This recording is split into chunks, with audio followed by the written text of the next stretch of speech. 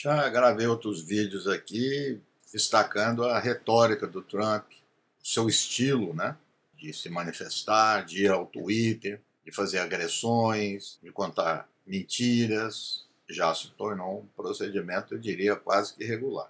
Mas no meio de tudo isso, há também falas e atitudes que têm grande possibilidade de resultar em ações concretas. Estou mencionando aqui o caso da Ucrânia, da guerra da Ucrânia. Como nós sabemos, já há um tempo, o Trump se posicionava contra o apoio dos Estados Unidos à guerra, dizendo que se relacionava bem com Putin e que, se fosse durante o governo dele, ele não deixaria acontecer a guerra. E depois, assim como em outros assuntos internacionais, mesmo em casos de geopolítica, ele sempre puxa para a questão econômica. Então, certa feita, o Zelensky visitando os Estados Unidos, ele se manifestou, disse: o que esse cara vem aqui levar dinheiro dos Estados Unidos? Então, logo agora, um mês de governo, nessa última semana, uma série de acontecimentos. Membros do governo Trump se manifestaram com críticas duríssimas ao Zelensky, duríssimas. E culminou com o Trump no Twitter, chamando Zelensky de ditador. Começa o Twitter de forma irônica, lembrando, né, o histórico dele, profissional, de ser comediante, que quem começou a guerra foi o Zelensky. Também no meio disso, o Trump fez a proposta para o Zelensky, que ficou muito interessado nas terras raras da Ucrânia, minerais, e que isso seria uma forma de, aspas, remunerar a proteção ucrânica. Mas vejam bem, quando ele disse isso, não é a guerra, é terminar a guerra e reconhecer a ocupação de parte da Ucrânia, cerca de 25% da Ucrânia, pela Rússia. E também que a Ucrânia não aderisse à OTAN, ou seja, tudo aquilo que a Rússia reivindicava. Há questões aí no governo Trump que não são apenas dele. Pode ser no estilo, na intensidade, né, na forma.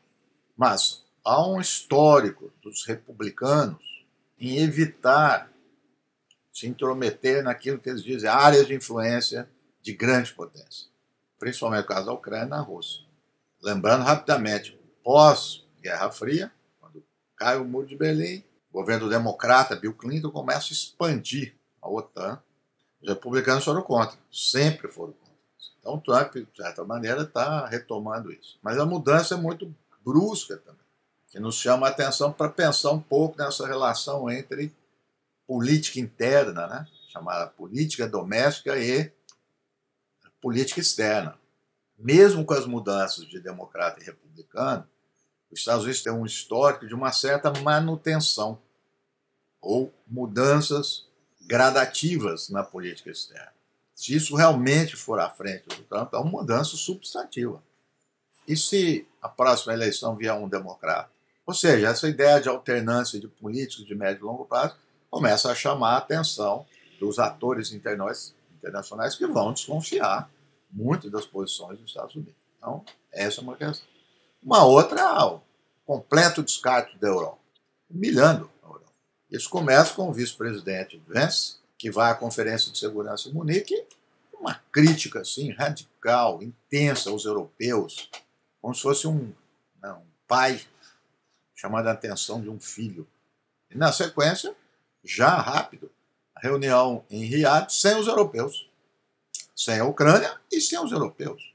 Não posso deixar de notar que quando o Lula fez uma proposta até mais simpática, mais correta do ponto diplomático, falando que os Zelensky todos tinham que participar, né, era o contrário. Se falava nas conferências de paz excluir a Rússia. O Lula dizia que não, que a Rússia também deveria estar presente. Ele era criticado. Então, agora, isolado completamente, os europeus fora, a Alemanha numa crise econômica, as eleições aí vão acontecer, muito provavelmente a direita vai ganhar.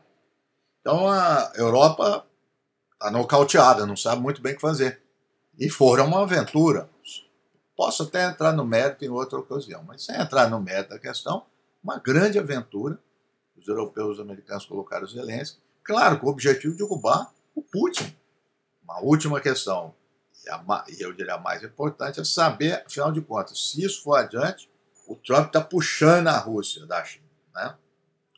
Qualquer cenário possível. Eu acho que a gente, com todas as hipóteses que pode fazer, não podemos generalizar.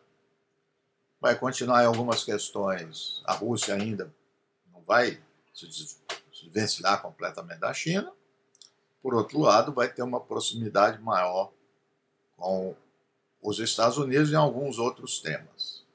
Concluindo também aqui algo que eu já vinha chamando a atenção em outros vídeos, que é a presença da Arábia Saudita como um ator não só regional, um ator internacional que sediou aí o primeiro encontro e tem aparecido em todas essas negociações do Oriente Médio, que é um outro tema.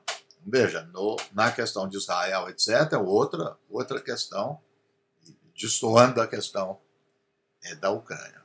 Bom, como já dissemos em outro vídeo aqui, teremos muito o que falar durante esses 4 anos do governo Trump.